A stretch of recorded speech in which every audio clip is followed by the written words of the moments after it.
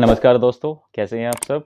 I hope आप सभी अच्छे होंगे। दोस्तों, आज की वीडियो में हम बात करने वाले हैं जब पति और पत्नी के बीच में किसी प्रकार की कोई लड़ाई या झगड़ा हो जाता है, तो सबसे पहले पत्नी अपने मायके आ जाती है। मायके आने के बाद में पति को वो तरह-तरह की धमकी देती है कि मैं तुम्हारे पूरे परिवार को जेल करा दूँगी और तुम्हें जेल करा दूँगी। तो इसमें लड़का पत्नी को लाने के लिए बहुत प्रयास करता है, वो हर संभव प्रयास करता है पत्नी को लाने के लिए, लेकिन फिर भी पत्नी नहीं आती है दोस्तों। तो ऐसी स्थिति में परेशान होने के बाद में कभी-कभी लड़का डिवोर्स केस फाइल कर देता है कि ना ही तो पत्नी आ रही है, हम करें तो क्या करें? तो जब डिवोर्स केस फाइल करता है दोस्तों, जैसे ही पत्नी के पास समन जाते हैं, पत्नी कोर्ट में आती है। कोर्ट में आने के बाद में section 24 of Hindu marriage act की पिटीशन दाखिल कर देती है कि मेरे पति ने मेरे खिलाफ डिवोर्स केस फाइल किया हुआ है और मेरे पास कोई भी पैसे नहीं है जिससे कि मैं वकील कर सकूँ और ना ही मेरे पास कोई आने-जाने के लिए किराया है। तो मुझे वकील की फ़ीस प्लस अपने आने-जाने की किराया मुहैया कराया जाए।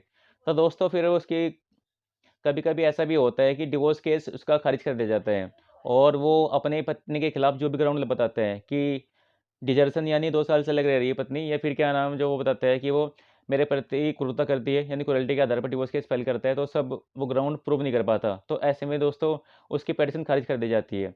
तो दोस्तों यहाँ पर फिर पति को दोहरी मार पड़ती है, ना ही तो उसकी पिटीशन अलाउ कर दी जाती है और ऊपर से वो पत्नी को मेंटेनेंस देना पड़ जाता है उसको।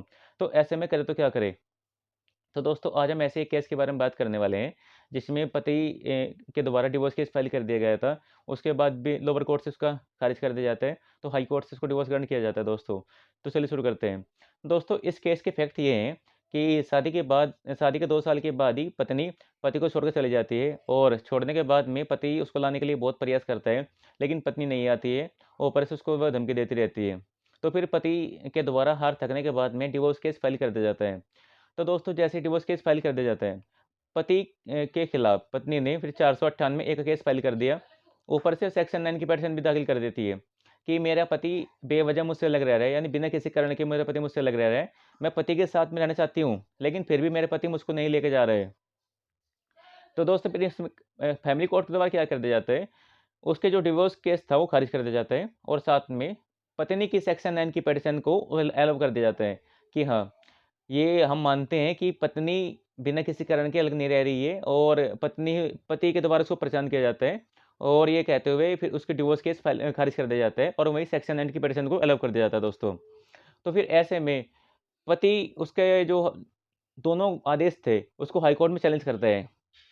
हाई कोर्ट की फिर दोस्तों फाइंडिंग ये आती है कि पत्नी ने 498 का जो केस किया है वो झूठा है, क्योंकि उसके भाई की एविडेंस आती है, यानी पत्नी के भाई की एविडेंस आती है कि इसने कोई भी दहेज की माँग कभी नहीं करी। तो इस आधार पर उसके दहेज केस को खारिज करते हुए और झूठा मानते हुए उसको डिवोर्स ग्रांट कर दिया जाता है दोस्तों।